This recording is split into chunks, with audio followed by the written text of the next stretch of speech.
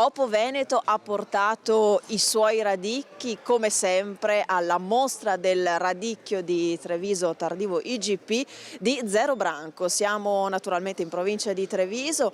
Amici, io sono in compagnia di tre ospiti. Diamo il benvenuto a Francesco Arrigoni, che è direttore di Oppo Veneto. Diamo il benvenuto anche a Mauro Broniera, vicepresidente sempre di Oppo Veneto. Buongiorno. E diamo il benvenuto anche ad Adriano Daminato, che è invece il presidente di Oppo Veneto, che tiene in mano questa cassetta di che cosa? Della rosa meravigliosa del variegato di Castelfranco IGP.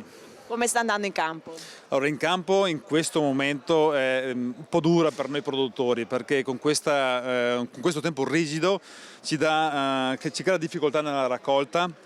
Sebbene che il prodotto risulta bene, perché le screzzature risultano bene e dà un buon colore al radicchio e anche la sua bontà rimane, però ci crea a noi la difficoltà nella raccolta e quindi nella sua preparazione. Però tutto sommato speriamo che questa rigidità diminuisca e quindi ci lascia lavorare un po' più in allegria, diciamo, mettiamo in questo modo.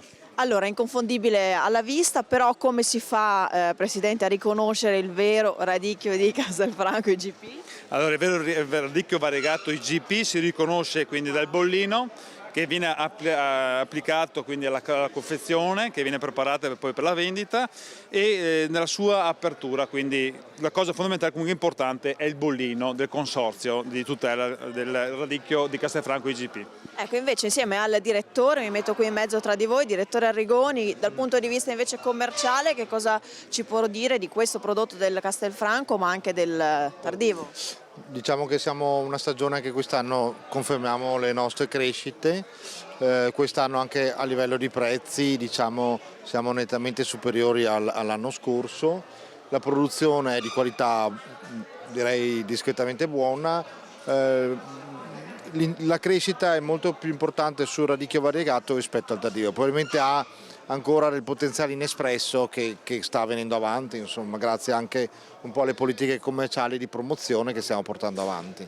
Ecco, la confezione che tiene in mano invece è una confezione più piccola? È un vassoio che va direttamente al punto vendita, sempre a marchio IGP, può essere a peso garantito, quindi venduto a pezzo oppure a peso, questo dipende un po' dalle politiche commerciali che hanno i singoli clienti. Dietro c'è una ricetta e un consiglio su come consumare, perché molto spesso i limiti al consumo sono proprio perché la gente non sa come consumarlo e al di fuori ormai dei mercati storici bisogna sempre un po' investire in termini di comunicazione e di consigli su come utilizzare questo prodotto. Grazie, sentiamo adesso il vicepresidente che è anche produttore proprio di Tardivo. Com'è in campagna la situazione? In campagna attualmente è molto critica, non riusciamo a raccogliere, anche noi come il variegato è da 10 giorni che non entriamo in campo, entrando in campo nel futuro ci mancherà il prodotto. Ma come mai non entrate in campo? Qual è il problema? Per il problema del ghiaccio, troppo ghiaccio, non riusciamo praticamente ad entrare. Quindi terreno troppo duro? Terreno troppo duro, praticamente la macchina non riesce a lavorare. Però al radicchio piace il freddo, no? Il ghiaccio? Sì, piace il ghiaccio, però non troppo. Perché se è troppo praticamente si mangia dal ghiaccio. Allora, questo che tieni in mano invece che prodotto è? Questo è proprio radicchio tardivo IGP, dal bollino si vede IGP. Questo è il bollino che si vede. Esatto, è inconfondibile, non possiamo sbagliarci, stiamo attenti alle invitazioni. Anche gli altri radicchi soffrono un po' questo tipo di problematica del clima e quindi vanno un po' ritarate le aspettative commerciali che avevamo con i clienti, un po' di controllo dei volumi e dei prezzi e via dicendo, perché ovviamente la raccolta in campo è difficoltosa anche per il radicchio di chioggia, per il radicchio precoce e via dicendo. Quanto è importante, direttore, riuscire a programmare la produzione? Quando non è sempre possibile farlo? Allora, è fondamentale farlo con i produttori per dare delle garanzie a loro e anche per i clienti dare garanzia che ci sarà il prodotto. Poi questi eventi climatici si cerca di ammortizzarli, nel senso o con celle frigo o con varietà resistenti eccetera, però non è sempre facile. Molte volte siamo in balia del tempo purtroppo. Direttore, quanto è importante essere presenti in manifestazioni come queste, come la mostra del radicchio di Zero Branco? Noi come Oppo Veneto abbiamo sempre portato avanti la politica di presentarci nei comuni, nel territorio locale come importanti operatori commerciali di questi prodotti tipici.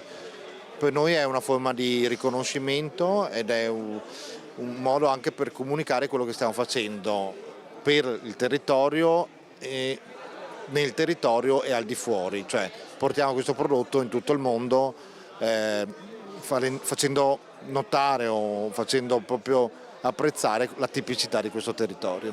Pronti a Fruit Logistica di Berlino? Sì, questo è il proseguo appunto di quello che stavo dicendo. Portiamo la storia, la tipicità, la gastronomia di questo territorio anche in paesi più lontani. Io ringrazio Francesco Arrigoni, direttore di Oppo Veneto, grazie al presidente e al vicepresidente, rispettivamente Adriano Daminato e Mauro Brogniera. Vi abbiamo parlato di radicchio, se non sapete come impiegarlo in cucina, Oppo Veneto vi dà dei suggerimenti anche sul sito, se non sbaglio, quindi guardate, il sito qual è? www.ortoveneto.it. Grazie, da Zero Branco è tutto. Grazie.